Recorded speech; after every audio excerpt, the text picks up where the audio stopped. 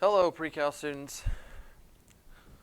So, what we're going to be talking about today is something called trigonometric proofs. And what we're going to be doing step by step is taking something complex, a complex trigonometric expression, not too complex, and step by step simplifying it down into maybe just one term, maybe one of the trig functions, or maybe just a very simple expression, okay? So why are we concerned about this? Why are we concerned about taking complex things and simplifying them down? Well, in mathematics, there's lots of reasons. One is it's much easier to deal with a simplified item rather than a complex expression or whatever, because then you're going to use that simple, whatever you're using this for, you're probably going to be plugging it into a computer, or you're going to be combining it with other expressions and functions and things like that. And the simpler the better for lots of reasons. One meaning, one of those reasons being if you have multiple things that you're multiplying and dividing and that can slow the computer down, that can slow the process down. Even if you have a really, really fast computer, if you're doing some of these operations thousands or even millions of times per second, you want something simpler. Another reason is when you have a simpler expression, then maybe sometimes things will cancel out later on in your calculations. We're also going to be concerned with documenting that simplification process. So you might not necessarily be in a situation later on in life where you're needing to simplify trigonometric expressions. That's probably true for most of you. However, you will be in a situation, almost guaranteed, where you're going to have a 5 to 10 step process that's that's complicated, that you're going to need to be able to communicate to someone else, whether it's someone who you're training to do your job so you can go do something else, or you're training someone to do their job so that you can do your job that's related to that, or whatever. We really don't know all the different situations that y'all are going to be in. That's going to require you to think step by step and document the steps and say this is why, this is why, this is why. But math gives us an opportunity, sort of a shared experience that we all can pull from, and I can train that aspect or that part of your brain, if you will. So maybe those reasons can give you motivation for powering through the trig proofs. Today we're going to mostly be concerned with simplifying, and then also we're actually going to look at some existing chain of simplification steps and labeling them with the reasons or the justifications for each one of those steps. And our justifications, the reasons that we're going to be using, are all coming from our trig chart. So if you don't have the trig chart, go ahead and get that trig chart out. Let's go ahead and look, dive right into some of these practice problems, okay? So the first couple that we're going to be looking at are just going to be simplify. Simplify this down to a single expression. Simplify tangent over secant, just down to they say use algebra and the fundamental trigonometric identities. Your answer should be a number or use a single trigonometric function. So that's pretty cool. Our final answer is going to be just like a single number. So we're going to do that for the first three. Then we're going to be given a proof. We're going to be given a series of equal statements. And we're going to need to come up with the justification. That's going to be the right-hand column over here, identifying what rule or property or formula was used in going from the previous line to the current line. And so this is the other type of problem that we're going to be dealing with. If you were fortunate enough in your geometry class to deal with geometric proofs, where there was a given and then there was like a find or something like that, and then you had to write the given down and then go every step along the way, giving your reasons, definitions, your theorems, or your postulates, why you went through each step, then this is exactly that same thing, but with trigonometry. So let's go ahead and get started. These first few, they're not going to be too difficult. We might even, I might write it over here just to make things clear. So this says simplify cosecant x over secant x. So I'll write that right over here. Cosecant x divided by secant x. And I'm going to get in the habit, and I'm going to encourage you too, of writing these things down vertically, because that's what we're going to see here on the next few problems. And we're just going to practice, since these are pretty straightforward, we are going to practice writing the reasons over here.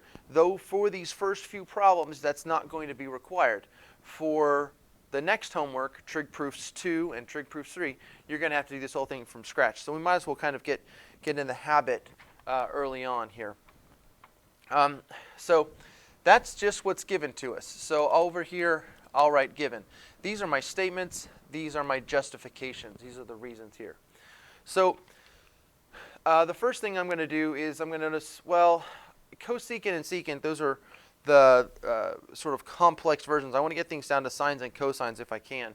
So instead of saying cosecant, I'm going to say 1 over sine x.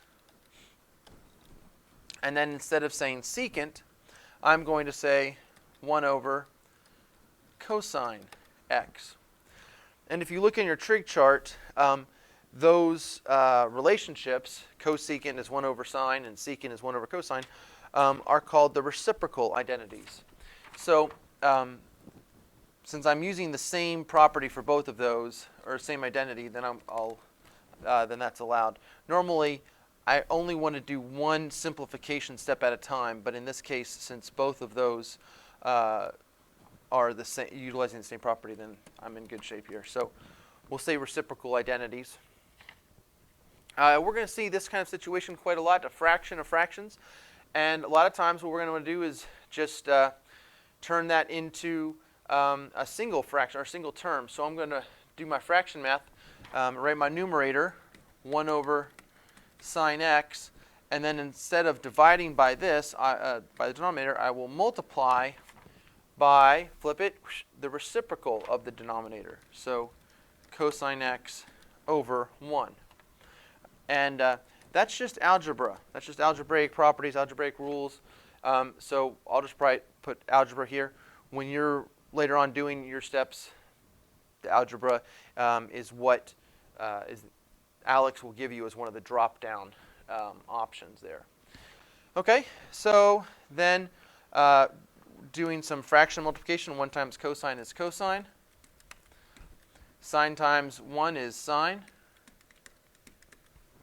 Again, that's just simplification. That's algebraic simplification, so I'll just write algebra right there. And then cosine over sine. If you look here on your tangent and cotangent identities, that is cotangent. So I'll write cotangent x, and I'll write over here tangent and cotangent identities.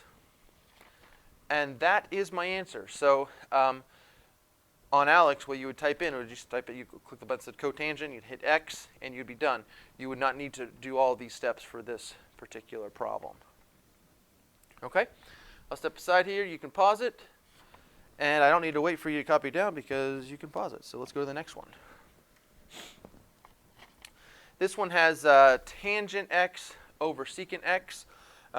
You can see it's kind of the same thing, but I'll very quickly walk through that sort of problem as well, because this is going to be slightly different. The tangent, if you saw, we can rewrite as sine over cosine, and in fact I'll do that. Sine x over cosine x. Now, and the temptation here would be to also immediately in the next line write secant as 1 over cosine. And I mean, there's nothing really stopping us from doing that, except that the reason I can write tangent as sines and cosines is because of the tangent and cotangent identities. And the reason why I could write secant as 1 over cosine is due to the reciprocal identities. And what you want to do is you want to avoid doing 2 steps or 2 simplifications in one. There's nothing stopping us from doing it here, but when you work later on in your future problems and Alex gives you 1 line to type this stuff up and then it'll give you 1 justification step, you're not going to be able to put multiple over here. So we'll just kind of play like we are under that restriction right now and just write secant x there. But then immediately in the next line then we'll write sine x over cosine x divided by 1 over cosine x. And here we'll say that's because of the reciprocal identities. All right. Once again, we have a fraction of fractions situation. We'll write that numerator, sine x over cosine x, times, flip it, whoosh, the reciprocal of the denominator, cosine x over 1. That's algebra. And then as we see here, a cosine in the denominator and the numerator, when they're multiplied by those terms, they cancel each other out. And we end up with just sine x over 1, or we can just write sine x. And our reason is algebraic simplification. Let me make sure I'm not leading you astray here. According to the official answer key, sine x. We did it. All right. So we're able to simplify that complex expression down to just sine. That's great. We'll look here at number 3. That's cosine cosecant over cotangent. Cosine x cosecant, oh my gosh, I cannot write cosecant, over cotangent. Now what I would challenge you to do right now, pause the video, give yourself about 2 minutes, see how far you can go. All right? And I'll see you here in a second. All right, thanks. Once again, we kind of have the same sort of situation. That cosecant we will write as 1 over sine. The cotangent we will leave. Oh, that's cotangent. On its line, and we'll just say that we replace the cosecant with a reciprocal identities. So then we'll write this maybe as cosine over sine, all divided by cotangent x. That's algebra. You could take this in a couple of different ways, and there's nothing stopping us from going one way or the other. We could turn this cotangent into sines and cosines. If we did that, we would find out that it's cosine over sine, in which case then we have the same thing over itself. Or we could recognize right now that cosine over sine is cotangent and use the reciprocal, the tangent and cotangent identities right there. Either one of those pathways is valid. As a general rule, if you're kind of stuck and not sure where to go, I recommend take everything to sines and cosines and see where that takes us. So even though I'm looking at this and thinking cotangent, I am going to kind of follow what the general advice that I give, and that is cosine x over sine x. And that is turn everything to sines and cosines, because if you do that, you're pretty much going to end up getting to the right answer one way or the other. So that's your tangent and your cotangent identities. Then if you wanted to, we can rewrite it numerator cosine x over sine x times, flip it, sine x over cosine x. The reason there is algebra. And then we can see cancel, cancel, cancel, cancel. And that's 1 due to algebra. In fact, I'm pretty sure, Alex, if this was a proof that it was prompting us with, if we had cosine over sine divided by cosine over sine, and we recognized that those were the same thing, and jumped straight to the 1 and said algebra, Alex would be cool with that as well. Fortunately, in these problems, they're just asking us to simplify. And as it turns out, that crazy cat there is just equal to 1. Okay? Let's see how our camera's doing here. Ah, beautiful. All right.